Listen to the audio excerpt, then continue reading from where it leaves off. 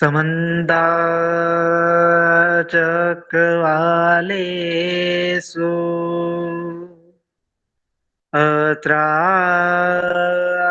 अत्रागच्छन्तु देवता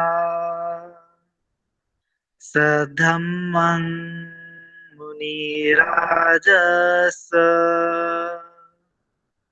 शृण्वन्तु सद्गमोऽखदन् धम्मश्रवणकालो अयं भदन्ता धम्मश्रवणकालो अयं भदन्ता धम्मश्रवणकालो अयं भदन्ताति नमो तस् भगवतो अरहतो सम्मा सम्बुद्धस्स नमो तस् भगवतो अरहतो सम्मा सम्बुद्धस्स नमो तस् भगवतो अरहतो सम्मा सम्बुद्धस्स इति विशो भगवारहं सम्मा सम्बुद्धो विद्याचरणसम्पन्नो सुगतो लोकविदु अनुत्तरो पुरिसधम्मसारथि सत्था देवमनुष्ठानं बुद्धो भगवाति बुद्धं जीवितपर्यन्तं शरणं गच्छामि स्वाखातो भगवता धम्मो सन्दिष्टिको अकालिको ये हि पस्तिको उपनायिको पच्चतं वेदितव्यो विज्ञोहीति धम्मं जीवितपर्यन्तं शरणं गच्छामि सुपटिपन्नो भगवतो सावकसङ्घो उजुपटिपन्नो भगवतो सावकसङ्घो न्यायपटिपन्नो भगवतो सावकसङ्घो सामीचिपटिपन्नो भगवतो सावकसङ्घो यदिरञ्चत्तारि पुरिसयुगानि अट्ठपुरिसपुग्गला एष भगवतो सावकसङ्घो आहुनय्यो पाहुनय्यो दक्षिणय्यो अञ्जलिकरणीयो अनुत्तरं पुण्यं खेतं लोकसाति सङ्घं जीवितपर्यन्तं शरणं गच्छामि एतेन सच्चवच्चेन सोत्थिते होतु सर्वदा एतेन सच्चवच्चेन सर्वदुःख सर्वभय सर्वरोगो विनाशतु एतेन सच्चवच्चेन होतु ते जयमङ्गलम्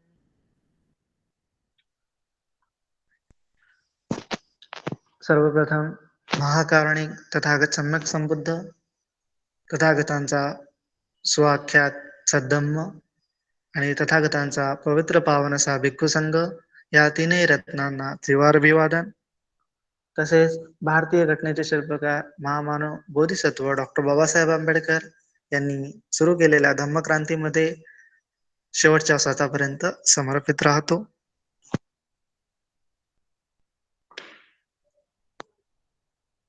मागील सत्रांमध्ये आपण बघितले की जे 4 विपස්සना कमठान आहेत, विपස්සनेचे जे 4 आलंबन आहेत ते आनापान सती जी ध्यान भावना आहे, ध्यान साधना आहे, त्याच्या अंतर्गत जी विपස්සना साधना आहे ती पूर्ण होते. त्यासाठी आपण जे आनापान सती सुद्धा आहे त्यामध्ये सांगितलेलं आहे त्याप्रमाणे 4 विपස්සना बघितलेल्या आहेत. तसेच आनापानसती सुत्तामध्ये आनापानसतीची भावना केल्यानंतर जे सप्तभुजंग आहेत, 7 भुजंग आहेत, त्यांची भावना सुद्धा पूर्ण होते आणि त्यांची भावना पूर्ण झाल्यानंतर काय होतंय की जे ज्ञान आहे, सम्यक ज्ञान आहे ते उत्पन्न होते आणि सम्यक ज्ञान उत्पन्न झाल्यानंतर सम्यक विमुक्ती मनुष्याला प्राप्त होते. सम्यक ज्ञान म्हणजे जे आर्य अष्टांगिक मार्गाचं ज्ञान आहे ते प्राप्त होते. तर अशा प्रकारे जी आनापानसतीची भावना आहे ते चार सम्यक प्रधानापासून, चार स्मृती प्रस्थानापासून ते सप्तभुजांगापर्यंत आणि सप्तभुजांगानंतर जे सम्यक विमुक्ती आहे किंवा जे अष्टांगिक मार्गाचं ज्ञान आहे त्याच्यापर्यंत ती भावना आपल्याला परिपूर्णरित्या मदत करते की सम्यक विमुक्ती जे काही आहे ते साध्य करण्यासाठी, निर्वाण फल आहे ते साध्य करण्यासाठी आपल्याला आनापानसतीची भावना मदत करत असते. तर आनापानसतीचे हे आनापानसतीची भावना जी आहे किंवा विपश्यनाची भावना आहे त्याच्यामध्ये सुरुवातीला आपण चार स्मृती प्रस्थान बघत असतो की स्मृतीचं प्रस्थान म्हणजे स्मृतीचा उगम कुठून केला जाईल तर तो चार घटकांपासून करण्यात येतो. एक म्हणजे कायेद्वारे करण्यात येतो, वेदनाद्वारे करण्यात येतो, चित्ताद्वारे करण्यात येतो आणि धम्माद्वारे करण्यात येतो. आपली स्मृती तेथे तेथे प्रतिष्ठित राहावी, तेथे तेथे स्मृती उत्पन्न व्हावी है ना, स्मृतीचं ते स्थान बनावं, काया वेदना चित्त किंवा धम्म. तर अशा अर्थानं मग स्मृती प्रस्थानाची भावना परिपूर्ण होते. तर जे निब्बाणाचा साक्षात्कार आहे किंवा जे दुःखमुक्तीची अवस्था आहे ना, ते प्राप्त करण्यासाठी श्रोतापन्न सकृतगामी अनागामी अनंत ज्या ध्यान अवस्था आहेत, ज्ञान अवस्था आहेत ते प्राप्त करण्यासाठी आपल्याला एकूण 37 बोधिपाक्ष धर्माचा साक्षात्कार करावा लागतो किंवा 37 बोधिपाक्ष धर्माची आपल्याला साधना करावी लागते आणि साधनेचं अनुकूल जे फळ आहे ते आपल्याला बोधी ज्ञान जे आहे ते प्राप्त होते है ना. बोधिपाक्षीय धर्म या अर्थानं काय की जे कोणते धर्म, ज्या कोणतं तत्वज्ञान, ज्या कोणत्या गोष्टी, ज्या कोणत्या संकल्पना, जी कोणती थिअरी आपल्याला बोधीपर्यंत, बोधी ज्ञानापर्यंत पोहोचवते त्या अर्थानं त्याला बोधिपाक्ष धर्म म्हटलेले आहेत. तर असे एकूण 37 बोधिपाक्ष धर्म भगवान बुद्धांनी सांगितलेले आहेत, ठिकठिकाणी सांगितलेले आहेत. अंगुत्तर निकाय असेल, संयुक्त निकाय असेल है ना. तर वेगवेगळ्या ठिकाणी भगवंतांनी जे आहेत 37 बोधिपाक्ष धर्माचं काय केलेलं आहे, उपदेश केलेला आहे. कोणा ठिकाणी स्मृती प्रस्थानाचा उल्लेख केलेला आहे, कुठे रिद्धिपादांचा उल्लेख केलेला आहे, कुठे इंद्रियाचा, कुठे बलाचा, कुठे सप्तभुजंगाचा, तर कुठे आर्य अष्टांगिक मार्गाचा. अशा रीतीने हे जे 37 बोधिपाक्ष धर्म आहेत ते स्टेप बाय स्टेप आपल्याला निर्वाणापर्यंत घेऊन जात असतात. तसं जर आपण बघितलं तर त्याच्यामध्ये सुरुवातीचे जे 4 अंग आहेत ते स्मृती प्रस्थान आहे ना. त्याच्यामध्ये कायानुपश्यना आहे, वेदनानुपश्यना आहे, चित्तानुपश्यना आहे आणि धम्मानुपश्यना आहे. हे 4 झाले स्मृती प्रस्थान. ही आपली सुरुवात आहे, विपश्यनेची सुरुवात आहे. आणि मग त्याच्यानंतर काय असते, स्मृती प्रस्थान झाल्यानंतर 4 सम्यक प्रधान असतात है ना. सम्मा प्रधान म्हणतात त्याला किंवा सम्यक प्रधान म्हणतात. सम्यक प्रधानामध्ये 4 गोष्टी असतात, 4 प्रकारे सम्यक प्रधान पूर्ण होत असते आणि त्याच्यानंतर 4 रिद्धिपाद आहेत, ते 4 प्रकारे पूर्ण होत असते. 4 रिद्धिपाद झाल्यानंतर 5 इंद्रियाची भावना असते आणि 5 इंद्रियाची भावना झाल्यानंतर ते 5 इंद्रिय परिपक्व झाले की 5 बल जे आहे ते उत्पन्न होतात. 5 बलाची साधना तिथे पुष्ट होते, परिपूर्ण होते आणि 5 बलानंतर सप्तभुजंगाची भावना पूर्ण होते. सप्तभुजंगाची भावना पूर्ण झाल्यानंतर आर्य अष्टांगिक मार्गाची भावना पूर्ण होते. असे एकूण ते 4 सुरुवातीचे ते 12, नंतर 5 इंद्रिय 5 बल ते 10 झाले 22, त्याच्यानंतर 7 भुजंग ते झाले 29 आणि आर्य अष्टांगिक मार्ग हे 8. एकूण किती होऊन झाले 37 जे आहेत अंग झालेले आहेत हे बोधीचे अंग आहेत किंवा याच्याद्वारे बोधी आपल्याला उत्पन्न होते. त्या अनुषंगाने याला बोधिपाक्ष धर्म असेही म्हणतात. तर याच्यामध्ये आपण कायानुपश्यना, वेदनानुपश्यना, चित्तानुपश्यना आणि धम्मानुपश्यना तर बघितलेले आहे है ना. तर त्याच्यामध्ये कायानुपश्यनामध्ये जे आहेत त्याच्यामध्ये वेगवेगळे घटक येतात है ना. आनापानसतीमध्ये काय बघत असतो आपण की जे सर्व काय पडे संवेदी हस्तशिस्सामेदी शिक्षती है ना, पस्सशिस्सामेदी शिक्षती. तर त्याच्यामध्ये पूर्ण श्वास जो आहे तो भगवान बुद्ध म्हणतात की जी कायानुपश्यना आहे आनापानसतीद्वारे पूर्ण होते, ते एक कायेमध्ये काय असल्यासारखी भावना तेथे होते, वो कम्प्लीट होत असते. या अनुषंगाने ते कायानुपश्यनाची भावना तिथे पूर्ण होत असते. परंतु कायानुपश्यनामध्ये अधिकही गोष्टी भगवान बुद्धाने सांगितलेल्या आहेत है ना. तर जे आहे याच्यामध्ये काय होते की कायानुपशनामध्ये सर्वात पहिलं काय अंग आहे की श्वास घेणं, श्वास सोडणं आणि सब कायपटे संवेदी, म्हणजे पूर्ण कायाला जाणं, श्वास घेणं, श्वास सोडणं, ही एक प्रकारची कायानुपशना झाली. त्याच्यानंतर दुसऱ्या कायानुपशनामध्ये काय अंग येते की आपण चालत असतो, बोलत असतो किंवा उठलेलो असतो, बसलेलो असतो, है ना. तर हे झोपलेलो असतो, पहुडलेलो असतो किंवा जे जे काही कार्य आपण कायाद्वारे करत असतो, त्या सर्व कार्यांमध्ये आपली स्मृतिमान राहणं हे सुद्धा काय असते, कायानुपशना असते, है ना. आणि हीच कायानुपशना असते. ह्या ज्या काही बाह्य ऍक्टिव्हिटीज आपण करत असतो, है ना, चालणं, बोलणं, बसणं, जेवणं, है ना, चक्रमण करणं, तर ह्या ज्या ऍक्टिव्हिटीज आहेत ह्या आपली कायानुपशना परिपूर्ण करत असतात. जर आपण ह्या ऍक्टिव्हिटी करत असताना सजग आहोत, है ना. भगवान बुद्धांनी छोट्यातले छोटे कार्य करत असताना सुद्धा सांगितलेलं आहे की तुम्ही काय केलं पाहिजे, कायाविषयी सजग असलं पाहिजे, है ना. तर त्याच्यामध्ये भगवान बुद्ध सांगतात की असं ते निषिद्धे खायते संपजानकारी होती, संघाडी पत्त जेवर धारणे संपजानकारी होती, की जे काही वस्त्र आपण घालत आहोत त्याच्यामध्येही तुम्हाला काय झालं पाहिजे, संप्रजान युक्त चित्ताने, म्हणजे संप्रजान म्हणजे की पूर्ण लक्ष तुमचं त्या ऍक्टिव्हिटी मध्ये असलं पाहिजे, त्या कायवरती तुमचं असलं पाहिजे की मी चिवर घालत आहे, मी कपडे घालत आहे. तर त्याच्यामध्ये दुसरा पास्ट आणि फ्युचरचा, है ना, भूतकाळ आणि भविष्य काळामधला कुठला विचार नसावा. आणि स्मृतिमान राहून सध्याच्या वर्तमान काळामध्ये आपण जे काही कृती करत आहोत त्याच्यामध्ये आपला पूर्णपणे सजगता असली पाहिजे, स्मृती असली पाहिजे, संप्रज्ञान असलं पाहिजे, आपली प्रज्ञा तिथे प्रतिष्ठित असली पाहिजे, है ना.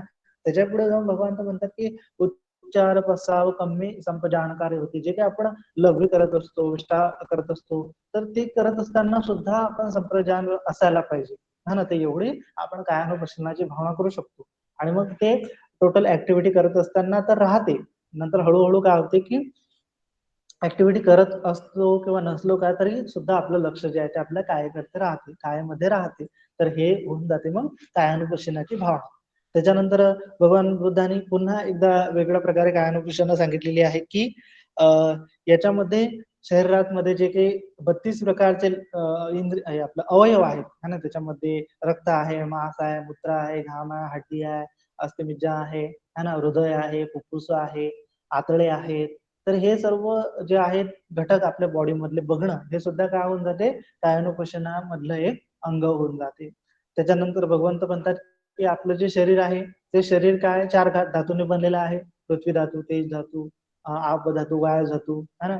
म्हणजे पृथ्वी म्हणजे जडता, आप म्हणजे तरलता, वायू म्हणजे हलकापण, आणि तेज म्हणजे काय की तापमान जे आहे आपल्या बॉडीचं टेम्परेचर आहे ते ह्या अनुषंगाने सुद्धा आपण काय करू शकतो, जडत्व आहे बॉडीमध्ये कुठं, तर ती सुद्धा कायानुपशनेचं एक अंग आहे की कुठं जड पडलेली आहे शरीर, तर ते आपण जड आहे ते पाहायचं, कुठं हलकं हलकं झालेलं आहे हलकं हलकं पाहायचं, कुठं गरमी जास्त लागत आहे तर ते गरमी टेम्परेचर नुसार सुद्धा आपण आपल्या कायाचं अवलोकन करू शकतो. तर वेगवेगळ्या पद्धतीने आपल्याला कायाचं अवलोकन करायचं आहे आणि हीच कायानुपशना आहे.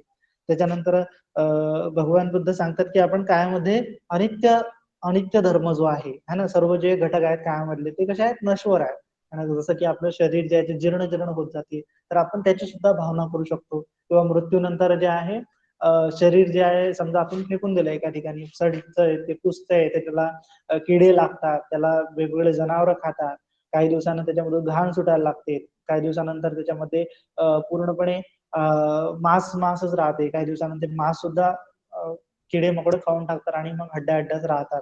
तर हे सर्व ते घटक जे आहेत कायामध्ये जे काही होणारे बदल आहेत ते बदल बघून सुद्धा आपण आपल्या कायामध्ये ते त्याची भावना करू शकतो, है ना. कायागता सतीमध्ये भगवान बुद्धांनी याला त्याचं विश्लेषण केलेलं आहे की अशुभ भावना म्हणतात त्याला, की आपली काया कशा प्रकारे अशुभ होणार आहे, कशी दुर्गंधयुक्त होणार आहे, कशी नाशवंत आहे. तर हे कायाचं एक लक्षण जे आहे आपण त्याच्यावरती जेव्हा चिंतन मनन करतो, त्याच्यावरती जेव्हा आपल्या शरीरावरती ते धारण करतो, तर ते कायानुपशनाचंच एक अंग बनून जाते. तर अशा प्रकारे आपण वेगवेगळ्या पद्धतीनं जे कायाचा जो काही धर्म आहे, कायाचा जो काही स्वभाव आहे, कायाचं जे काही लक्षण आहे, कायाची जे काही कृती आपण करत आहोत, कायाचं जो काही बदलाव आहे, त्या सर्व गोष्टी चिंतन मनन त्याच्यावरती करत असताना प्रज्ञा संपजान युक्त चित्ताने, है ना, त्याच्यावरती चिंतन मनन करत असताना ती कशी अनित्य आहे, कशी दुःखद आहे, कशी अनात्म आहे, हे कंटेम्पलेशन करत असताना जे काही आपण स्मृतिमान राहत असतो त्यालाच कायानुपशना असंही म्हणतात, है ना. कायाची अनुपशना करतात. अनुपशना म्हणजे काय की सूक्ष्म सूक्ष्म दृष्टीने त्याला पाहत आहोत, सूक्ष्म सूक्ष्म दृष्टीने त्याला ऑब्झर्व करत आहोत.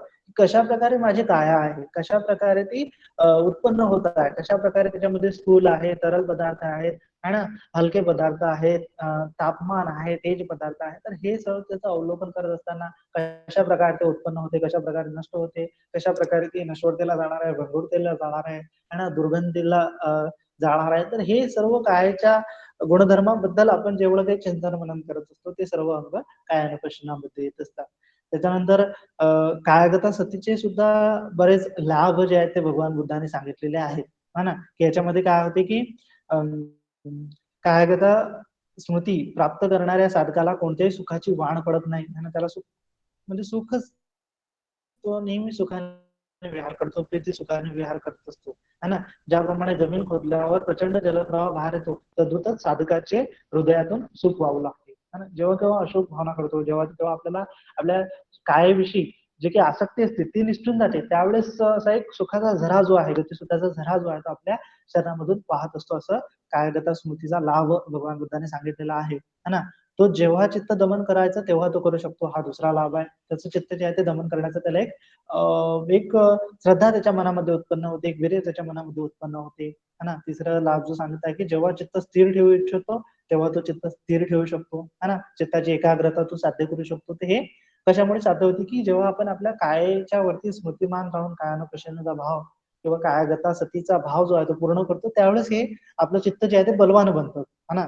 जेव्हा चित्त आपण आनंदी करू इच्छितो तेव्हा आनंदी करतो, जेव्हा उपेक्षावान करायचं आहे तेव्हा उपेक्षावान करतो, है ना. उपेक्षा म्हणजे की जेव्हा तेव्हा काही सुखद दुःखद घटना घडत असतात तर त्यावेळेस न्यूट्रल कसं राहायचं, है ना, उपेक्षावान कसं राहायचं, हे सुद्धा आपण कायगता सतीच्या अभ्यासानंतर आपल्याला त्याचा लाभ होतो, है ना. जेव्हा चित्त लोकोत्तर धर्म कार्यात गुंतवायचं म्हणतो तेव्हा ते लोकोत्तर धर्म कार्यात सुद्धा आपण गुंतवू शकतो, है ना. म्हणजे जेव्हा केव्हा कायगता सतीचा आपल्याला लाभ झाला आणि मग आपण अधिष्ठान करून बसलो की मला लोकोत्तर धर्म प्राप्त करायचा आहे, स्वतःपन्न सत्तदागामी अनागामी अनंत अवस्था प्राप्त करायची, तर त्यावेळेस सुद्धा ते बल त्याच्यामध्ये असते की तो ते प्राप्त करू शकतो.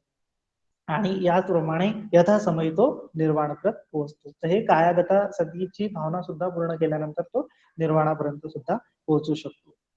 त्याच्यानंतर मग वेदनानुपशना. वेदनानुपशनाचा जो आहे म्हणजे की जे काही सुखद आणि दुःखद वेदना उत्पन्न होत असतात, त्याचं काही उत्पन्न व्यय होणारा जो स्वभाव आहे तो लक्षात घेता आणि त्याच्यामध्ये तटस्थता भाव निर्माण करत काय करू शकतो आपण, पूर्णपणे वेदनानुपशना करू शकतो, है ना.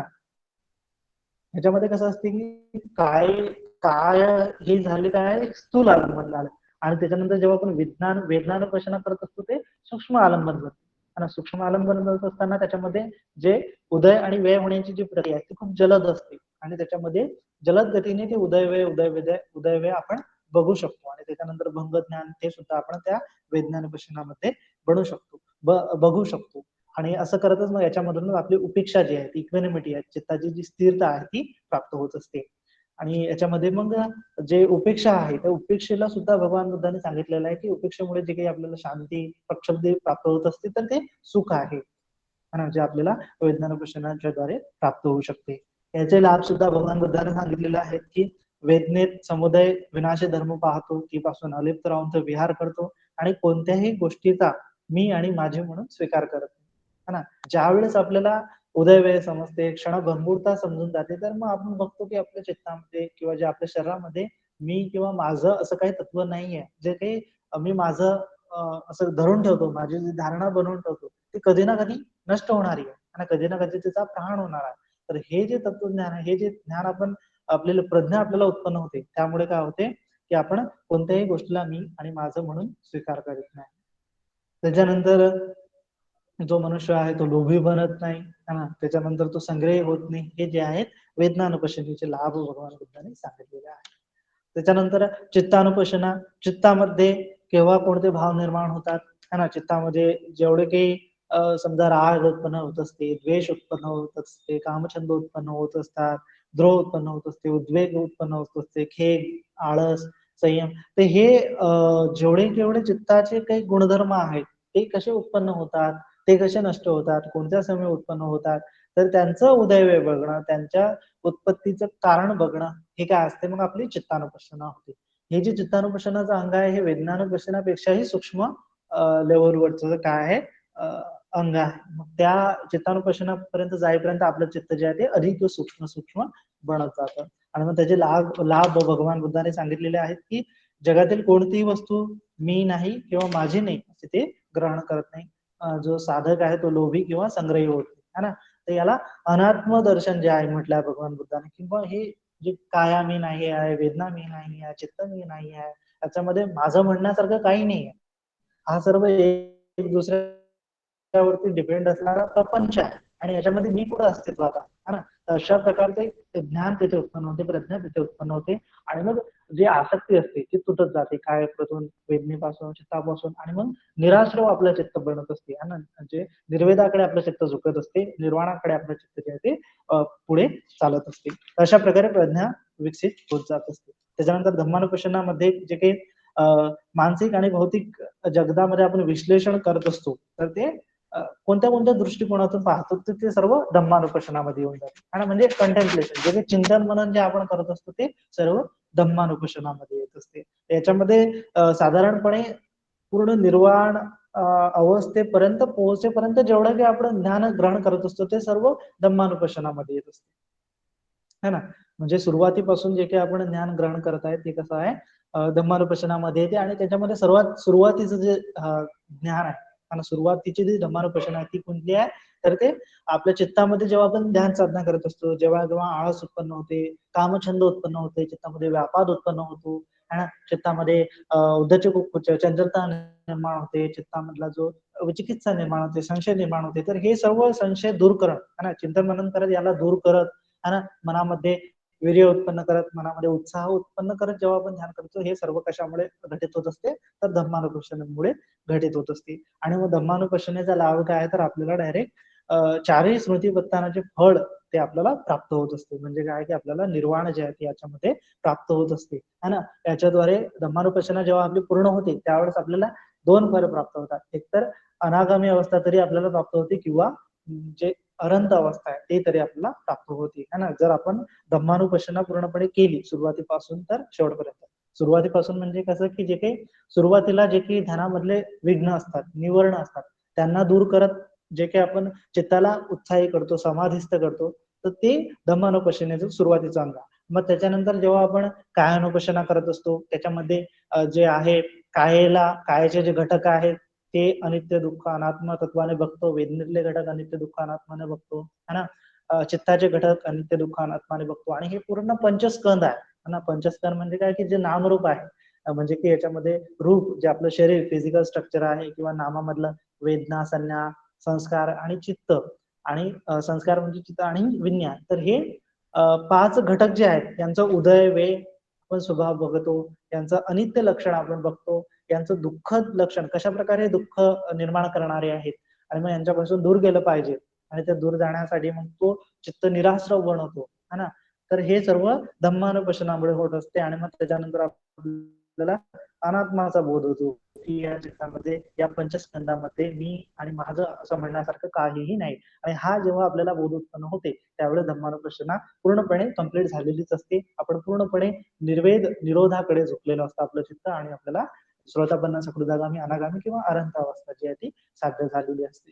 तर हे सर्व कायानुपशना वेदनानुपशना चित्तानुपशना आणि धम्मानुपशनाचे काय होते आपल्याला पुढे पुढे निर्वाणापर्यंत नेणारे अंग आहेत. तर याच्यामध्ये मग आपल्याला काय करावं लागते की सोबतच जे 37 बोधी पक्ष धर्माची जी सुरुवात आहे, सुरुवात म्हणजे सुरुवात असं नाही आहे. याच्यामध्ये कसं आहे की तुम्ही कुठलीही साधना केव्हाही करू शकतो, है ना.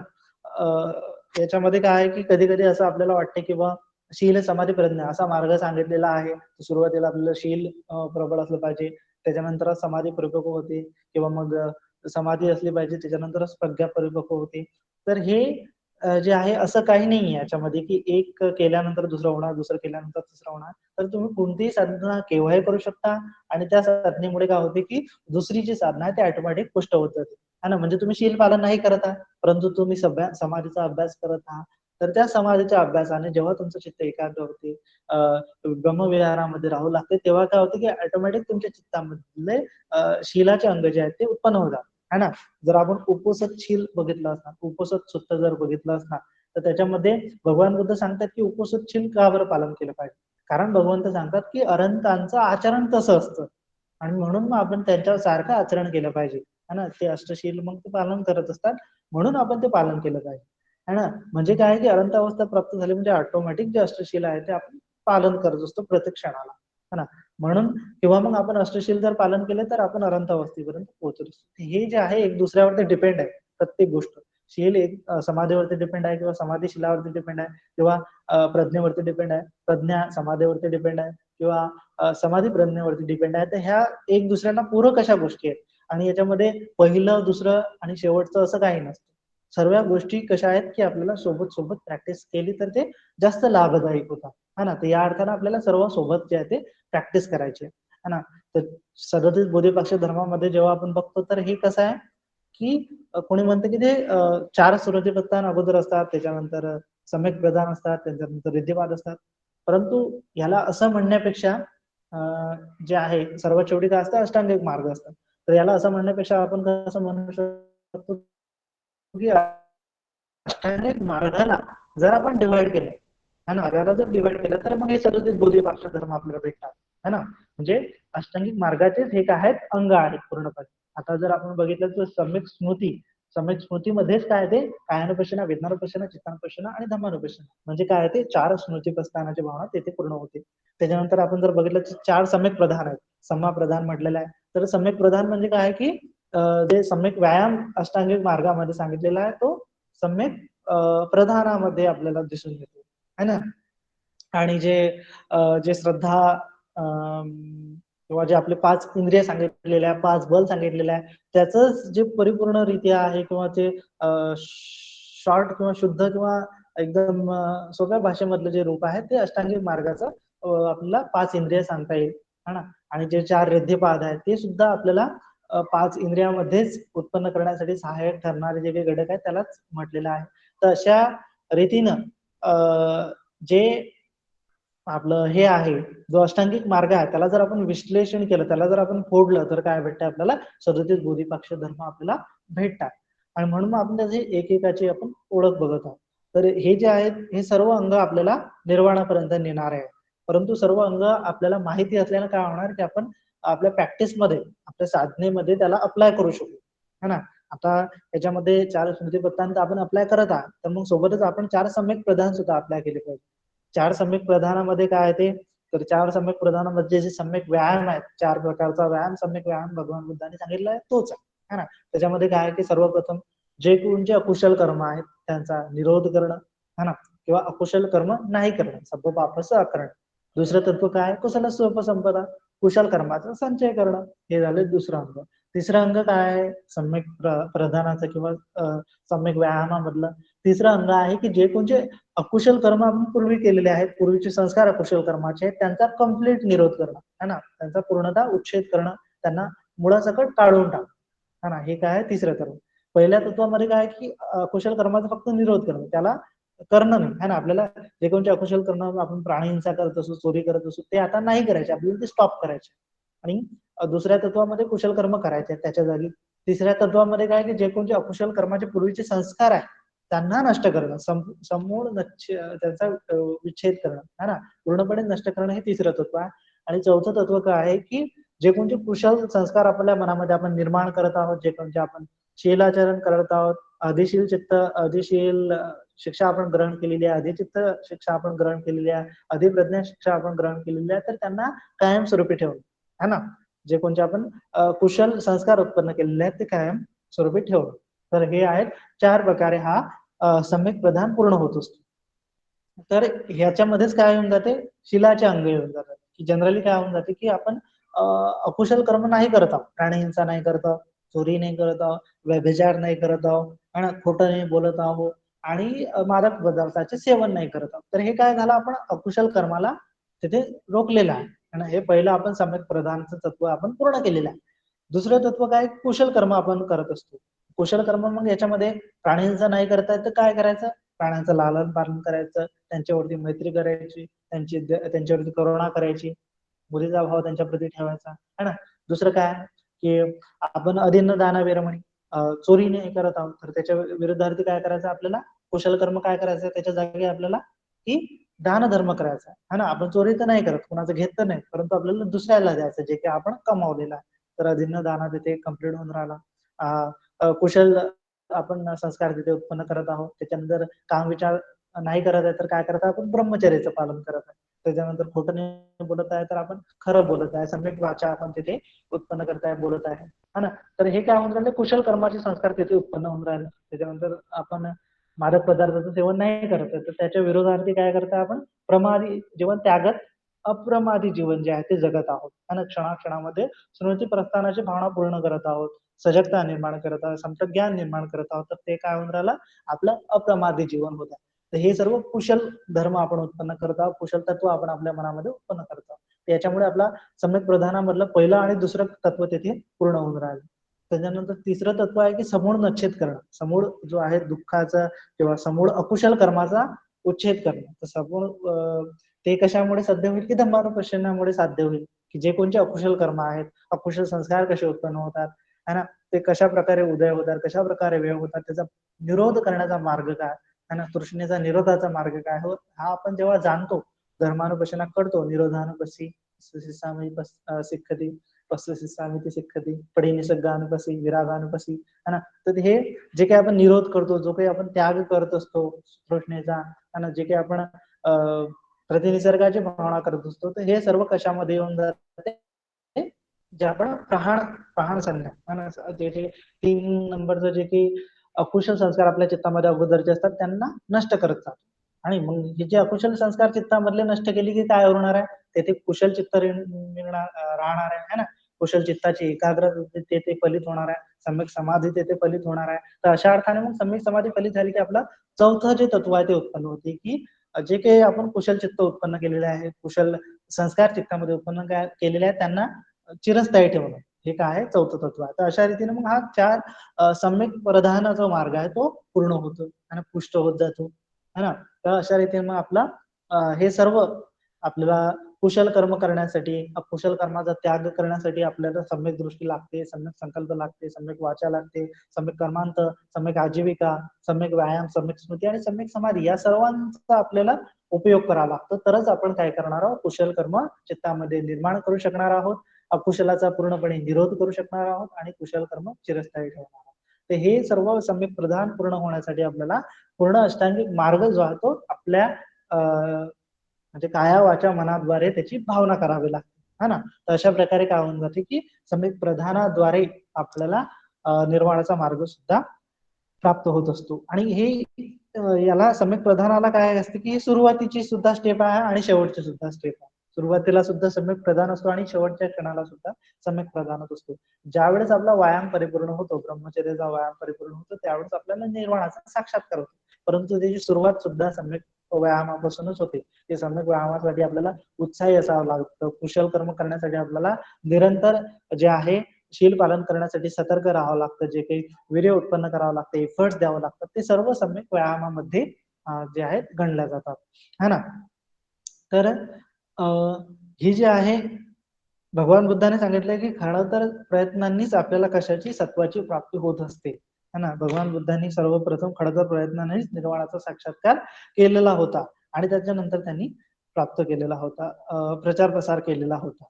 तर हे प्रधान म्हणून काय केलं पाहिजे आपण, सम्यक प्रधान किंवा सम्मा प्रधान, प्रधान म्हणजे काय की निर्वाणाकडे जाण्याचा जो काही मार्ग आहे, निर्वाणाकडे जाण्याचे जे काही प्रधान गुणधर्म आहे, गुणतत्व आहे, त्याला त्याच अर्थाने सम्यक प्रधान येथे आपल्याला सांगितलेलं आहे. तर अशा रीतीने सम्यक प्रधान आपल्याला समजून घ्यायचे आहेत. आणि मग सम्यक प्रधानानंतर कशाची भावना असते, तर 4 वृद्धिपादाची है ना.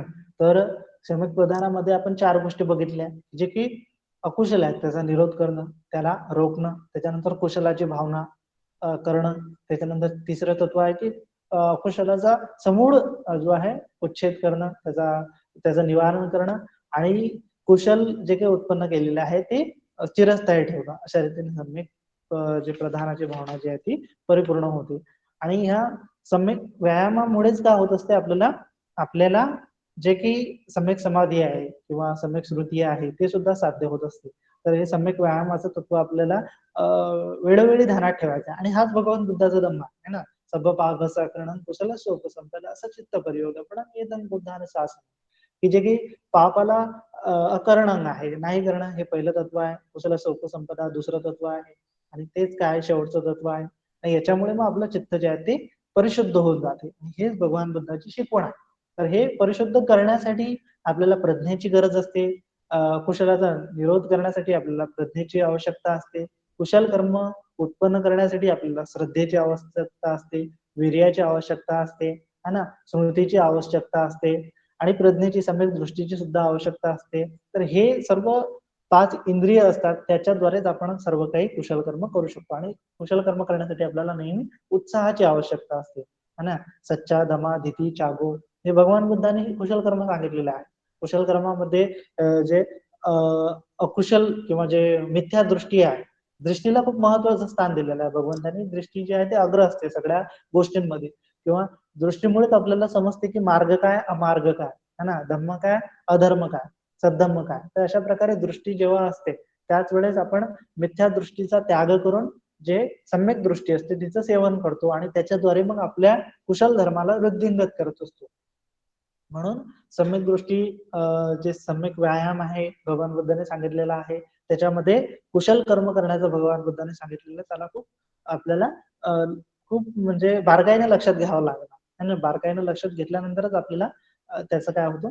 आता एक म्हणजे साधक आहेत त्यांनी मला प्रश्न केला होता की बनतेजी म्हणे अगोदर मी ध्यान करत होतो आणि ध्यान करता करता मला चांगल्या चांगल्या म्हणजे जे काही आपण रॅप्चर म्हणत असतो ते त्याला अनुभवायला येत होतं, त्याला अनुभवायला येत होतं. परंतु म्हणे मी 2 दिवसानंतर काय झालं म्हणे अचानकच ते गायब झालं म्हणे. त्या प्रकारच्या संवेदना मला येत नव्हत्या म्हणे. मग हे कसं झालं? तर मी म्हटलं की अ, जे काही आपण शील पालन करत असतो त्याच्यावरती ते डिपेंड असते. ना तर ते म्हणाले की मी तर म्हणजे बा शील पालन तर नेहमीच करत असतो आणि याच्यामध्ये या दिवसामध्ये मला असं दिसून नाही आलं की 2 दिवसामध्ये की माझं शील तुटलेलं आहे. परंतु जे शील आहे ते आपल्याला समजून घ्यायचं आहे, है ना. शील म्हणजे हा भगवान बुद्धाने पाया सांगितलेला आहे की जे काही आपण प्राप्त केलेलं असते ते धरून ठेवण्याची जी काही ॲबिलिटी आहे ती शीलामध्ये असते, है ना. ती क्षमता जी आहे ती शीलामध्ये असते. तर शील कशाद्वारे खंडित होत असते? आपण एक तर काया वाचा आणि मनाद्वारे तीन जे आहेत शुचिता असतात, है ना, कायाची वाचीची आणि मनाची. तर ह्या 3 शुचितेमध्ये जेव्हा भंग उत्पन्न होतो त्यावेळेस आपलं शील तुटत असते. कायद्वारे आपण जसं की प्राणीहिंसा करत असतो, चोरी करत असतो. वाचेद्वारे आपण व्यर्थ बडबड करत असतो, चुगली चहाडी करत असतो, है ना, खोटं बोलत असतो. तर हे वाचेचे कर्म असतात आणि मनाचं कर्म म्हणजे काय की मनामध्ये डायरेक्ट आपण जे काही अकुशल विचार उत्पन्न करत असतो ते सर्व मग काय होऊन जाते शीलामध्ये येऊन जाते. भगवान बुद्धाने सांगितलं की जे ब्रह्मचर्य कशानं तुटतं? नुसता आपण विचार जरी केला कोणाप्रती तर तेथे ते ब्रह्मचर्य जे आहे ते तुटून जातं, खंडित होतं.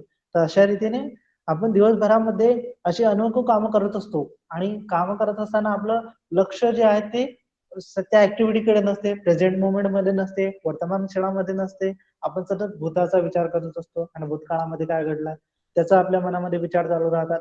भविष्यकाळामध्ये काय घडणार आहे त्याच्याविषयी आपल्या मनामध्ये संकल्पना चालू असतात, विचार चालू असतात. तर मग हे तर कर्म असतात ना. ना भगवान बुद्ध सांगतात की हे 3 हेतू असतात आणि त्या 3 हेतूमुळेच आपले कर्म बनत असतात. 3 हेतू कोणते की जे छंदराग उत्पन्न करतात. तर भगवंत सांगतात की आपण भूतकाळामध्ये एखादी गोष्ट घडलेली आहे त्याच्यामध्ये रममाण होतो आणि मग त्याच्यामध्ये वितर्क विचार आपलं चित्त करते आणि वितर्क विचार केल्यानंतर त्याचे छंद आपल्या चित्तामध्ये उत्पन्न होतो. हा छंद राग जो आहे ते काय होऊन जाते आपले कर्म बनून जातात. त्याच्यानंतर आपण भविष्या संदर्भात बी तसंच करतो. भविष्याचं चिंतन म्हणा, काहीतरी विचार करत असतो, वितर्क करत असतो आणि मग त्याच्यामुळे आपल्या मनामध्ये छंदराग उत्पन्न होतो. येथे कर्म आपलं बनून जातं. तर भगवान बुद्ध सांगतात की ह्या 3 वर्तमानामध्ये सुद्धा आपण काही गोष्टीचा विचार करत असतो, काही ऍक्टिव्हिटीज करत असताना समजा काही खातो आणि मग आपल्याला टेस्टी टेस्टी लागला आणि मग विचार करतो आपण की असं मला वारंवार भेटलं पाहिजे. हा पदार्थ मला भेटण्यासाठी काय काय करावं लागणार. ही सर्व प्रक्रिया आहे. मग मी हे असं केलं पाहिजे. बनला त्याचे संस्कार. तर हे वितर्क विचारनंतर आपल्या मनामध्ये छंद, एक पॅशन, एक इच्छा डेव्हलप होते आणि एक डिझायर डेव्हलप होते. तर त्यालाच मग भगवान बुद्ध म्हणतात कर्म आपल्या तिथे घटित होत असते. परंतु आपण याचा निरोध कसा करू शकतो तर भगवान बुद्ध सांगतात की ज्या ज्या वेळेस आपल्या चित्तामध्ये भविष्याविषयी किंवा भूतकाळाविषयी काहीतरी विचार चालू असतात, चिंतन मनन चालू असते, त्या त्या वेळेस त्याला त्याचं कार्य काय आहे, त्याचा म्हणजे त्याचं फल काय आहे, कुशल आहे की अकुशल आहे हे जाणून त्याचा निरोध तेथे करायचा, त्याचा त्याग तेथे करायचा आहे. भविष्य काळामध्ये जे काही आपण चिंतन मनन करणार आहोत त्याचे रिझल्ट जाणून त्याचा जो पापभिरुता त्याच्यामध्ये निर्माण करून सम्यक दृष्टीने त्याचा काय करायचं आपल्याला तेथे निरोध करायचा आहे. त्या छंदराग उत्पन्न होण्याचा वितर्क विचाराला आपण एका योग्य डायरेक्शनला घेऊन गेलं पाहिजे है ना. जर समजा आपण ह्या काहीतरी पदार्थ खाल्ला आणि मग त्याच्यामध्ये पुन्हा पुन्हा भेटला पाहिजे हे क्रेविंग करायला लागतं, परंतु आपण जाणलं पाहिजे की याच्यामध्ये काही नाही बघ, म्हणजे जो काही आहार मी ग्रहण करतोय हे फक्त शरीर यापनासाठी आहे आणि याच्यामध्ये मला जर समजा मी काही गोड वगैरे पदार्थ सेवन करत आहे तर हे कधी ना कधी मला डायबिटीज निर्माण करतील, कधी ना कधी मला शुगरची बिमारी निर्माण करतील. हा असं आपल्याला चिंतन मनन करत काय करायचं, जे छंदराग उत्पन्न होणार आहे त्याचा निरोध करायचा आहे. तर अशा रीतीने भगवान बुद्ध सांगतात की आपल्याला शीलाचं जे पालन आहे ते खूप काटेकोर रीतीने संप्रज्ञान युक्त चित्ताने करायचं असतं. आणि आपला भूतकाळामध्ये आपण जर आपल्याला असं वाटतं की आपलं जे काही विचार वगैरे आहेत ते कर्म निर्माण करत नाही, परंतु ते सुद्धा कर्म निर्माण करत असतात. म्हणून मग भगवान बुद्धांनी सम्यक वाचा तत्व सांगितलेलं आहे अष्टांगिक मार्गामध्ये. ते खूप महत्वाचं आहे की त्याच्यामुळे आपलं मन जे आहे ते भूतकाळात आणि भविष्य काळात ते भटकत राहते, त्याला संयमित कसं करणार. तर सम्यक वाचा भगवान बुद्धाने सांगितलेली आहे की आपल्याला एक सम्यक दृष्टी त्यासाठी असली पाहिजे, अगोदर सम्यक संकल्प असले पाहिजे आणि त्याच्यानंतर सम्यक वाचा तत्व आपलं परिपूर्ण होत असते. म्हणून शील पालन करत असताना आपल्याला काया वाचा आणि मनाद्वारे, विशेषकर मनाद्वारे, कारण मनाद्वारेच हे सर्व काही घटित होत असते. जरी आपण वाचेद्वारे काही कर्म नाही करत आहोत किंवा शरीराद्वारे नाही कर्म करत आहोत, परंतु मनामध्ये जरी उत्पन्न झाले तरी ते आपले कर्म बनतात है ना. भगवान बुद्धाने सांगितलेलंच आहे ना, मनोबंका धम्मा मनोसेठा मनोमय मनसाचे अपसन्नेन भासती वा करोती वा किंवा पदुठ्ठेन भासती वा करोती वा. तर ज्यावर आपण प्रसन्न किंवा प्रदुष्ट मनाने जर कर्म करत असतो तर त्या प्रकारचं आपल्याला पदुष्ट मनाने केलं तर दुःखद संस्कार उत्पन्न होतील, अकुशल संस्कार तिथे उत्पन्न होतील आणि प्रसन्न मनानं कर्म केले तर सुखद संस्कार तिथे आपले उत्पन्न होतील आणि तर मग आपल्या जीवनामध्ये सुखाची उत्पत्ती होईल. तर हे कर्माचा जो सिद्धांत आहे तो मनामध्ये कुठल्या क्षणी उत्पन्न होतो, त्याच्यामुळे कोणता मला लाभ मिळणार आहे, कोणता माझा नुकसान होणार आहे, ते ह्या गोष्टीचं आपल्याला चिंतन मनन करत सम्यक दृष्टी तिथे उत्पन्न करत, प्रज्ञा तिथे उत्पन्न करत आपल्याला जाणायचं आहे की याच्यामधून माझं हित होणार आहे की अहित होणार आहे. आणि अहित जर होत असेल तर मग त्याचा आपल्याला त्याग करायचा आहे, हित होत असेल तर आपल्याला त्याचा स्वीकार करायचा आहे. आणि बस एवढंच आपण जरी करत गेलो तरी आपल्या काया वाचा मनाची शुद्धता होत जाते आणि ह्या 3 सुचिता झाल्या म्हणजे आपली जे अधिशील शिक्षा बी पूर्ण होते, अधिचित्त शिक्षा बी पूर्ण होते आणि अधिप्रज्ञा शिक्षा सुद्धा पूर्ण होत असते.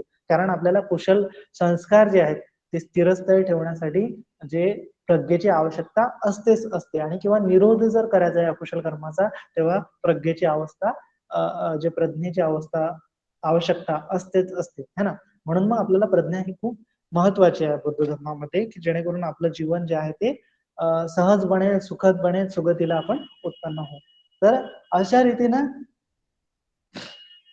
आपल्याला हे सम्यक प्रधान समजून घ्यायचं आहे आणि सम्यक प्रधान छोट्यातली छोटी गोष्ट कुठली असली तरी जी आहे ते आपल्याला निर्वाणापर्यंत घेऊन जाण्यासाठी तेवढीच म्हणजे कारागीर असते, तेवढीच महत्वपूर्ण असते की जेवढं गहन तत्वज्ञान है ना. भगवान बुद्धाने सांगितलेलं आहे की आता आपल्याला तसं तर माहितच असणार की धम्मपदाच्या एका छोट्या छोट्या 2-2 ओळीवरती कित्येक अरंत झालेले आहेत, कित्येक भिक्षू अरंत झालेले आहेत, कित्येक लोक सोतापन्न सकृतगामी अनागामी झालेले आहेत.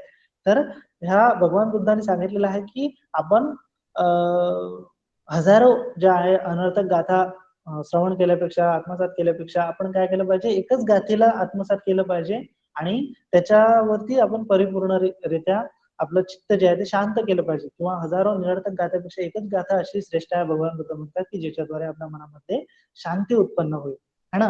म्हणून मग आपल्याला समजून घ्यायचं आहे की आपला कुठल्या मार्गाचं आहे किंवा जे काही आपल्याला तत्वज्ञान समजलेलं आहे ते कशा प्रकारे मी माझ्या मनामध्ये उतरू आणि कशा प्रकारे मी जे आहे या दुःखातून मुक्त होऊन जाऊ है ना. आता जे आहे आपण भगवान बुद्धाच्या काळामधील पटिसेन जे भिक्षू असतात त्यांची स्टोरी खूप म्हणजे फेमस आहे. तर त्याच्यामध्ये ते पटिसेन बनती जे असतात त्यांना काहीच येत नसतं आणि बऱ्याच त्यांच्या जे सहब्रह्मचारी असते त्यांना सर्व प्रकारच्या गाथा वगैरे पाठ असतात, परंतु यांना कोणतीच गाथा पाठ नसते आणि मग कधीच यांना म्हणजे त्यावेळेस निर्वाण प्राप्त होत नाही. मग एके दिवशी भगवान बुद्ध जाणतात की यांचं काय झालेलं आहे की त्यांना अजूनही निर्वाण प्राप्त झालेलं नाही. मग भगवान बुद्ध त्यांना सांगतात एकच गाथा सांगतात है ना. तर ते काय समोर साधू साधू आचार्य समोर वाचाय संवरो साधू मनसा संवरो, मनसा संवरो साधू सब्बत संवरो साधू सर्व दुःखा विमुच्यते. की काय वाचा मनाचा जर संवर असेल तर सर्व संवर होतो, आणि संवर झाला की मग आपला सर्व दुःखातून आपण मुक्त होऊन जातो. ही एकच गाथा त्यांनी सांगितलेली भगवान बुद्धांनी, आणि भगवान बुद्ध म्हणाले की याच गाथेवरती तुम्ही आचरण करा. आणि मग ते भंते जे आहेत ते आचरण करत करत राहिले, आणि सर्व भिक्षू सुरुवातीला त्यांच्यावरती हसत होते. परंतु मग काय झालं, एके दिवशी जेव्हा भिक्षुणी संघाला जेव्हा उपदेश करायचा कोणीतरी भिक्षू पाहिजे असं म्हटलं गेलं, तर तेव्हा पडिसेन भंतेजीला सगळे भंतेजी जाणून बुजून म्हणाले की यांना काही येत नाही, यांना पाठवून द्या. तर मग त्यावेळेस पडिसेन भंतेजी गेले, त्यावेळेस सर्व भिक्षुणी संघ त्यांच्यावरती हसायला लागला. परंतु जेव्हा ते उपदेश करायला लागले, तर तेव्हा त्यांना समजलेलं आहे की हे आता निर्वाणगामी झालेले आहेत, त्यांना अनंत अवस्था जी आहे ती प्राप्त झालेली आहे. आणि मग ते सर्व खिन्न खिन्न होतात, तेव्हा त्यांच्यामध्ये बऱ्याच जणांना, भिक्षुणी संघातील बऱ्याच जणांना स्वतःपणे सकुदागामी अवस्था सुद्धा प्राप्त होती. तर एक गाथा जी आहे ती श्रेष्ठ असते असं भगवान बुद्ध वारंवार सांगतात, की ज्याच्याद्वारे आपल्या चित्तामध्ये शांती होईल. की जे तत्वज्ञान जे की आपल्याला भगवान बुद्धाचे एक थिअरी समजलेली आहे की निर्वाणापर्यंत घेऊन जाणारी आहे, तिला आपण अप्लाय केलं पाहिजे आणि त्याच्यावरती चिंतन म्हणून आपलं केलं पाहिजे, आणि वेगवेगळ्या पद्धतीने केलं पाहिजे, है ना. आता कायावरती संवार म्हटला म्हणजे काय, की कायावरती संवार मध्ये मग सगळ्याच गोष्टी येऊन जातात. तेव्हा ते एक छोटी गोष्ट नाही आहे की कायावरती संवार मिळवणं, वाचेवरती संवार मिळवणं आणि मनावरती संवार मिळवणं. ज्यावरती आपण कायावरती संवाद मिळवत आहोत, त्यावरती मग आपल्याला सर्व जे इंद्रिय आहेत त्यांना त्यांच्यावरती सुद्धा संवाद मिळवावा लागतो. कायावरती संवाद मिळवत असताना आपल्याला त्याच्यामध्ये श्रुती संप्रज्ञानी युक्त चित्ताने राहावं लागतं. आणि मग कायामध्ये जे की घटना घडत आहे, जे काही कायाचं निर्मिती होत आहे, कायाची भंगुरता होत आहे, त्या सर्वांचं अवलोकन करत आपल्याला मग अनात्माचा बोध होतो, दुःखाचा बोध होतो, अनात्माचा बोध होतो. तर अशा प्रकारे अनित्य दुःख अनात्माचा बोध जो आहे कायामध्ये होतो. वाचेचे कर्म आपल्याला समजून घेण्यामध्ये मदत होते. कशा प्रकारे वाचेमुळे आपले हेतू बनत असतात, कशा प्रकारे वाचेमुळे छंदराग बनत असतात. तर हे सर्व वाचेचे कर्म, त्याचा कसा संवार करायचा, त्याचा कसा निरोध करायचा, है ना. मनाचा कसा उदय होतो, अकुशल धर्म मनामध्ये कसे उत्पन्न होतात, कुशल धर्म मनामध्ये कसे उत्पन्न होतात, अकुशलाचा कसा निरोध करायचा, आणि मग निरोध केल्यानंतर त्या मनाचा संवर तेथे प्राप्त होतो. तर ही छोटी म्हणजे वरवर स्थूल दिसणारी गोष्ट आहे, त्याच्या आतमध्ये जेव्हा आपण शिरतो, त्याची विशेष कर जेव्हा आपण प्रॅक्टिस करायला लागतो, त्यावेळेस आपल्याला मग त्याच्यामधलं सूक्ष्म सूक्ष्म ज्ञान जे आहे ते समजायला लागतं, सूक्ष्म सूक्ष्म त्याचा स्वभाव समजायला लागतो. आणि मग भगवान बुद्ध म्हणतात की ते जे आहे, ही गोष्ट जी आहे ती खूप महत्वाची आहे, है ना. की वरवर जरी एखादी गोष्ट स्थूल स्थूल दिसत असली, परंतु एखादा पुरुष त्याला पूर्ण श्रद्धाने स्वीकारत आहे, पूर्ण तन्मयतेने स्वीकारत आहे, तर ते खूप अंतर्मनामध्ये जातो, तो अंतर्ज्ञानामध्ये सुद्धा तो उपलब्ध होतो, असं भगवान बुद्धांनी एके ठिकाणी सांगितलेलं आहे.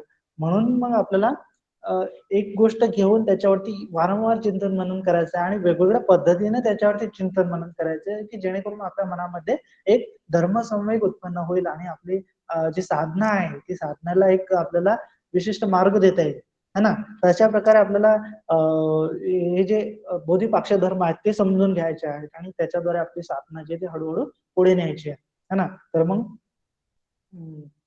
जे आपण बघितलं आहे की सम्यक प्रधान, तर सम्यक प्रधान हा खूप महत्वाचा घटक आहे. आणि याच्याद्वारे काय होतं की आपण खूप वेळा अकुशलाचा निरोध करायला जातो, परंतु तो निरोध होत नाही. कधी कधी आपल्याला हे साधे साधे स्थूल स्थूल जे आहेत ते आपले शील तुटतात, तर ते सूक्ष्म सूक्ष्म मनाचे जे शील आहे, किंवा मनाचे जे चेतना आहे त्या तिथे निर्माण होत असते, तर तेव्हा केव्हा आपलं शील तुटत असेल तर ते सूक्ष्म स्तरावरती होत असते, आणि त्याच्याविषयी आपल्याला माहिती सुद्धा नसते, है ना. त्याच्याविषयी आपण स्मृतिमान नसतो. तर म्हणून मग आपल्याला काय करायचं आहे की पूर्णपणे एक आपलं सुरुवातीला आपले इंटेन्शन जे आहे ते प्युअर करायचे आहेत, है ना. इंटेन्शन म्हणजे की आपले जे काही हेतू असतात, जे की आपल्याला इच्छा आकांक्षा असतात, ते आपल्याला प्युअर करायचे आहेत, प्युअर शुद्ध करायचे आहेत, पवित्र करायचे आहेत, है ना. तर इंटेन्शन प्युअर करायचं म्हटलं म्हणजे, तर त्याच्यामध्ये आपल्याला सर्व प्रकारे प्रज्ञा किंवा चिंतन मनन जी प्रक्रिया आहे ती आपल्याला चालूच ठेवावी लागेल, आणि चिंतन मननच्या मधूनच आपण काय करू शकतो, पूर्णपणे काया वाचा आणि मनाची सुचिता जी आहे ती पूर्ण करू शकतो. आणि आपल्याला सतत स्मृतिमान राहून हे करायचं असते की माझं कुठं शेल तुटते का, कधी माझ्याकडून किडा मुंगी तरी मरल्या जाते का, है ना. किंवा माझ्याकडून कोणाला मनामध्ये तरी कोणाला ठगण्याचा विचार येतो का, है ना. मनामध्ये काहीतरी चोरी करण्याचा विचार येतो का, काम वाचण्याचा विचार येतोय का. तर हे सर्व आपल्याला अवलोकन करत राहायचं आहे, तेव्हाच मग आपली अधिशील शिक्षा जी आहे ती पूर्ण होईल. आणि अधिशील शिक्षा सोबतच मग अधिचित्त शिक्षा सुद्धा आपली पूर्ण होते, है ना. ज्या वेळेस आपलं चित्त जे आहे ते अकुशलाचा त्याग करत राहतो, अकुशलामुळेच का होत राहते, आपलं चित्त जे आहे ते खूप कल्पना विलासामध्ये, भूतकाळामध्ये, भविष्यकाळामध्ये रमत राहत असते. आणि जेव्हा कुशल धर्म त्याच्यामध्ये उत्पन्न व्हायला लागतात, तर तेव्हा चित्त जे आहे ते आपोआप स्थिर व्हायला लागतं. आणि आपल्याला स्थिरच चित्त करायचं असतं, की जेणेकरून मग आपले समाधी जे आहे ते, समाधीच्या पुढच्या ज्या पायऱ्या त्या आपल्याला पूर्ण करता येतील, है ना. सुरुवातीला हे तर कामछंद, व्यापाद जे आहे, उद्धच कुक्कुच्च आहे, आपल्या मनामध्ये संशय आहे, अश्रद्धेचा भाव आहे, तो आपल्याला त्यागायचा आहे, है ना. त्याचा आपल्याला जे निवारण आहे त्याचा आपल्याला दूर करायचे आहे, त्याचा प्रहार करायचा आहे. हेच अकुशल धर्म आहे. भगवान बुद्ध या निवारणांना सर्वात अकुशल धर्म मानतात, की ज्याच्यामुळे आपण ह्या तृष्णेमध्ये काय होत राहतो, रममाण होत राहतो, आणि एखाद्याला झोपायलाच आवडते, आळसामध्ये तो मग्न असतो, कामछंदामध्ये एखादा व्यक्ती मग्न असतो, त्याला एखाद्याला गाणंच आवडते, एखाद्याला काहीतरी व्हिडिओज आवडतात, एखाद्याला काहीतरी गंधच आवडतो, एखाद्याला काहीतरी चवच आवडते, एखाद्याला काहीतरी स्पर्शच आवडतो, आणि एखाद्याला काहीतरी चिंतन मननच करावं वाटते अकुशल धर्मांचं. तर हे जे आहे मनाचं जे आहे आलंबन आहे धर्म. तर अशा प्रकारे ह्या कामभोगामध्ये, कामछंदामध्ये रममाण राहत राहत काय होत राहते, ती साखळी बनत राहते संन्याची, संस्काराची, आणि मग ती तोडणं काय होऊन जाते, कठीण होऊन जाते. परंतु कुशल संस्काराची जेव्हा साखळी निर्माण होते, कुशल कर्माविषयी मनामध्ये जेव्हा छंद उत्पन्न होतात, है ना, की जे रिद्धिपाद आहेत, छंद रिद्धिपाद आहे सुरुवातीला, तर ते छंद जेव्हा चित्तामध्ये उत्पन्न होतात, की मी काहीतरी कुशल कर्म केले पाहिजे, तर त्यावेळेस मग आपले खऱ्या अर्थाने धर्मामध्ये आपण एंटर होत असतो, धर्मामधली आपली साधना जी आहे ती पुष्ट व्हायला सुरुवात होत असते.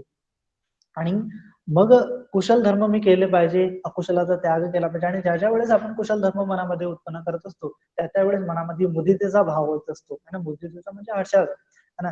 एक सुरुवातीला काय होतंय, की आपण जेव्हा धर्माचं पालन नाही करत, धर्माचं आचरण करत नाही, धर्म आपल्याला काय आहे माहित नाही, त्यावेळेस एखादा व्यक्ती जर आपल्या पुढे जात असेल आणि आपल्यापेक्षा यश संपादन करत असेल, तर त्यावेळेस आपल्या मनामध्ये त्याच्याविषयी ईर्ष्या उत्पन्न होते, द्वेष उत्पन्न होतो. परंतु जेव्हा आपण धार्मिक बनत असतो, जेव्हा आपलं चित्त धार्मिक बनत असते, त्यावेळेस समोरचा व्यक्ती जर आपल्या पुढे काहीतरी यश प्राप्त करत असेल, कीर्ती प्राप्त करत असेल, नाव प्राप्त करत असेल, तर त्याच्याविषयी आपल्या मनामध्ये मुदितेचा भाव येतो, है ना, की कशा प्रकारे हा जो व्यक्ती आहे धर्म कार्यामध्ये रत आहे, यश संपादन करत आहे, आणि हा अशा अशा प्रकारे कर्म करतो, अशा अशा प्रकारे कुशल कर्म करतो, म्हणून त्याचा अशा अशा प्रकारे त्याला लाभ मिळालेला आहे, आणि मी सुद्धा अशा प्रकारे काहीतरी कर्म केले पाहिजे, की जेणेकरून मला सुद्धा त्याचा लाभ येईल. आणि त्याला पाहून जे आहे आपलं चित्त जे आहे ते हर्षोद्दीप होत राहतं. आणि कोणी जर दान कर्म करत असेल, तर त्याला पण आपल्या चित्तामध्ये एक मुदिता उत्पन्न होते, अरे अरे किती चांगल्या प्रकारे हा पुण्य करत आहे, किती चांगल्या प्रकारे हा जो आहे श्रद्धायुक्त चित्ताने दान करत आहे, आणि याचा याला किती यथायोग्य लाभ होणार आहे, असं जाणून काय होते, आपले चित्त जे आहे ते प्रमोदित होते, मुदिता चित्तामध्ये उत्पन्न होते, करुणा चित्तामध्ये उत्पन्न होते, है ना. मैत्री चित्तामध्ये उत्पन्न होते, उपेक्षा चित्तामध्ये उत्पन्न होते, आणि हेच ब्रह्मविहारात आहे, है ना. याचीच पुष्टता जेव्हा चित्तामध्ये होते, ती निर्वाणाची अवस्था असते. तेव्हा निर्वाणाच्या मध्ये जेव्हा आपलं लोकोत्तर भूमीमध्ये चित्त जाते, त्यावेळेस फक्त चित्तामध्ये मैत्री, करुणा, मुदिता आणि उपेक्षा हेच भाव राहतात. तर याच भावाला आपल्याला हृदयंगत करायचे असते, त्याची भावना जी आहे ती परिपूर्ण करायची असते, है ना. जे काही कुशल चित्ताची आपण धर्म चित्तामध्ये निर्माण केलेले आहे, ते स्थिर ठेवण्याची भावना आहे ना, हे सम्यक प्रधानाची भावना जी आहे ती त्यावेळेस पुष्ट होत असते.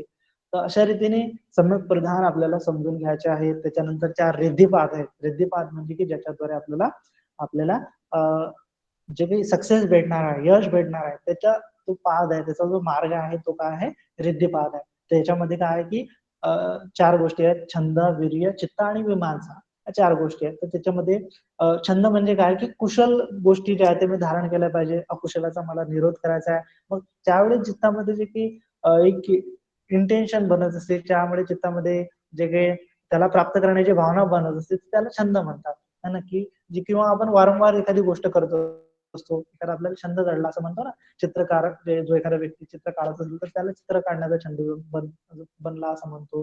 कोणी गाणे म्हणत असेल तर त्याला गाण्याचा छंद आहे असं आपण म्हणतो. तशाच प्रकारे जर कोणी कुशल कर्माची, कोणी धर्मामध्ये वृद्धिंगत होण्याची भावना ठेवत असेल, तर त्याला छंद म्हटलं जाते. आणि याला विशेष करून असं हे आहे की या रिद्धिपादामध्ये छंद असेल, वीर्य असेल, चित्त असेल, मीमांसा असेल, तर ह्या 4 गोष्टींमुळे एखादा व्यक्ती धर्मामध्ये प्रविष्ट होत असतो, है ना. धर्मामध्ये काय होत असतो, पुढे जात असतो, मार्गक्रमण करत असतो, असंही आपण म्हणू शकतो. है ना, की एखाद्या व्यक्तीमध्ये छंद आहे म्हणून तो धर्म कार्य करतो.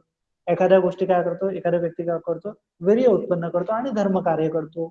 एखाद्या व्यक्ती त्याच्या चित्तामध्ये उत्पन्न होतो म्हणून धर्म कार्य करतो. एखादा व्यक्ती चिंतन मनन करतो आणि मग चिंतन मननामधून जो काही रिझल्ट भेटतो त्याच्यामुळे काहीतरी तो धर्म कार्य करतो, है ना. तर हे रिद्धिपाद आपल्याला तेथे समजून घ्यायचे आहे. तर याच्यामध्ये हे जास्त करून समाधीच्या संदर्भामध्ये जे आहे ते रिद्धिपाद आहेत. कारण याच्यानंतर जे आहे ते आपले 5 इंद्रिय आहेत, श्रद्धा, वीर्य, स्मृती, समाधी, प्रज्ञा, हे 5 इंद्रिय कशामुळे उत्पन्न होतात, जेव्हा आपण चित्त समाधिस्थ होते. तर चित्त समाधिस्थ होण्याच्या अगोदरची गोष्ट किंवा चित्त समाधिस्थ करण्यासाठी ज्या कोणत्या गोष्टी लागतात त्या कोणत्या आहेत, छंद, वीर्य, चित्त आणि मीमांसा. म्हणजे एकतर आपल्या चित्तामध्ये एकतर आपल्याला जे आहे ध्यान साधना करण्याचा छंद जडलेला आहे, तर आपण ध्यान साधना करतो किंवा नेहमी नेहमी काहीतरी ठराविक टाइम आहे आणि त्या ठराविक वेळी आपण दररोज दररोज निरंतर ध्यान साधना करत असतो, तर आपल्याला छंद आहे म्हणून आपण ध्यान साधना करतो. हे एक पार्ट झालं.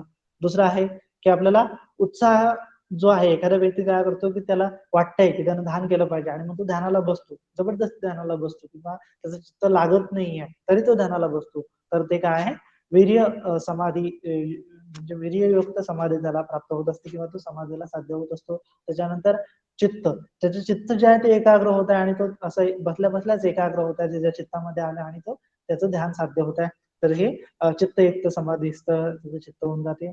आणि त्याच्यानंतर एखादा व्यक्ती चिंतन मनन करत आहे आणि त्या चिंतन मनन करण्याच्या प्रक्रियेमध्ये त्याचं चित्त शांत होत आहे, उपशांत होत आहे, तर हे विमांसा युक्त समाधी म्हटलं जातं. तर अशा प्रकारे समाधी आपण वेगवेगळ्या गोष्टी करून सुद्धा, है ना, वारंवार करून म्हणजे छंद उत्पन्न करून गोष्टी करू शकतो किंवा आपण प्रयत्न करून एफर्ट्स लावून सुद्धा मनाला एकाग्रित करू शकतो. तर हे वीर्ययुक्त समाधी होऊन जाते.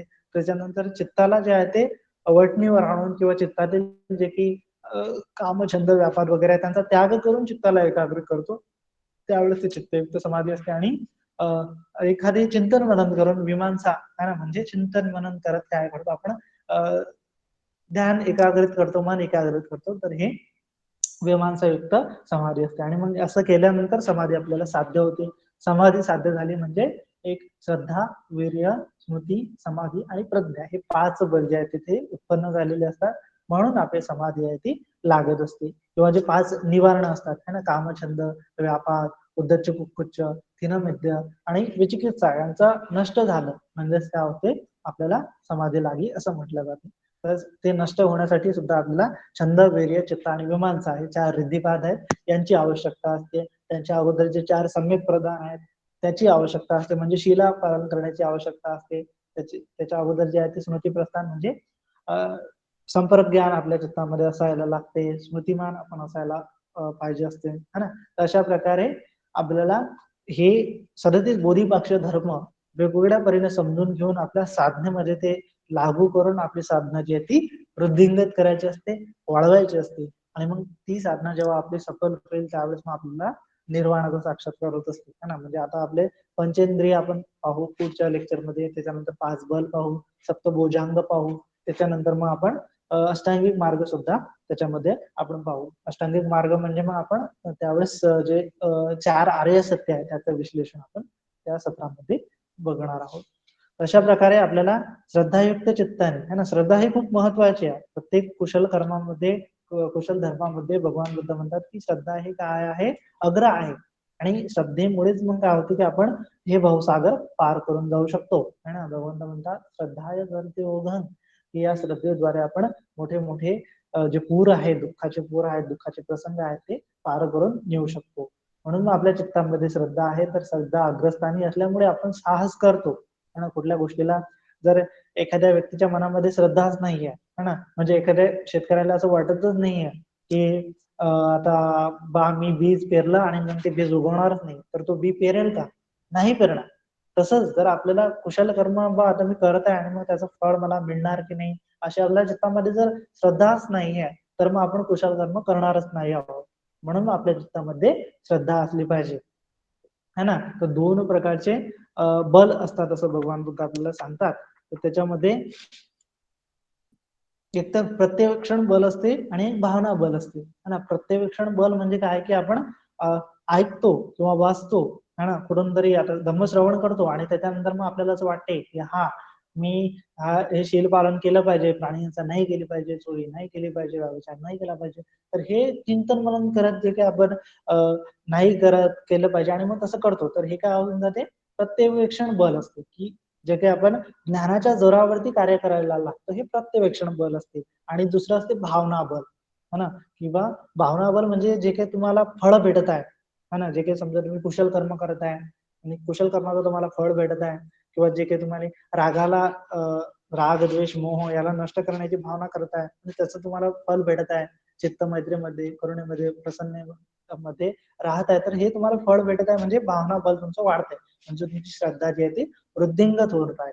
आणि दुसरं आहे की तुमचं प्रत्यवेक्षण म्हणजे मी सांगतोय तुम्हाला की कुशल कर्म करा, की तुम्हाला असे असे फळ भेटतील आणि मग तुम्ही कुशल कर्म करता, तर हे प्रत्यवेक्षण बल आहे. आणि दुसरं बल काय आहे की भावना बल, की ज्यावेळेस तुम्ही ते करता, की खऱ्या अर्थाने तुम्ही जेव्हा सम्यक प्रधानाची भावना करता, खऱ्या अर्थाने जेव्हा तुम्ही रिद्धिपादाची भावना करता आणि तुमचं चित्त एकाग्रित होत राहतं आणि मग तुम्हाला समजतं की मी या कर्मामुळे मला माझ्या चित्ताची एकाग्रता प्राप्त झालेली आहे, म्हणून मी शील पालन केले पाहिजे, तर हे मग भावना बल बनतं. आणि मग पुढे पुढे भावना बल वृद्धिंगत होत होत आपल्याला निर्वाणाचा साक्षात्कार सुद्धा, आपली भावना प्रज्ञा सुद्धा उत्पन्न होत असते. म्हणून मग आपल्याला श्रद्धा ही खूप महत्वाची आहे. बुद्ध धम्म संघावरती श्रद्धा, कुशल कर्मावरती श्रद्धा. भगवान बुद्धांनी याला सांगितलेलं आहे की आपली श्रद्धा जी आहे ती कुशल कर्मावरती असली पाहिजे, आणि कर्म विभागावरती असली पाहिजे, तरच काय होणार की आपण साधनेमध्ये किंवा धर्मामध्ये प्रगती करू शकतो. नाहीतर एखादा व्यक्ती जो कर्म नाही आहे म्हणत, कर्म फळ नाही आहे म्हणतो, सुगती नाही म्हणतो, दुर्गती नाही म्हणतो, है ना, तर हे अशा प्रकारची जी आहे ती मिथ्या धारणा याला म्हटलेलं आहे भगवंतांनी. तर सम्यक दृष्टीला जाणून जो व्यक्ती म्हणतो की कर्म आहे, कर्माचे फळ सुद्धा आहे आणि त्याचे विपाक सुद्धा आहेत, तर तशा प्रकारे तो कुशल कर्म करण्यासाठी मनाला एकाग्रित करतो, मनाला वीर्यवान करतो, मनाला श्रद्धा मनामध्ये निर्माण करतो, तर ते सम्यक दृष्टी आहे असं भगवान बुद्धांनी सांगितलेलं आहे.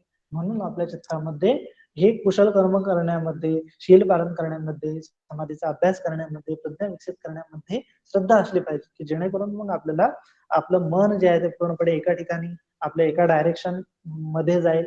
आणि डायरेक्शन ही खूप महत्वाची आहे ना.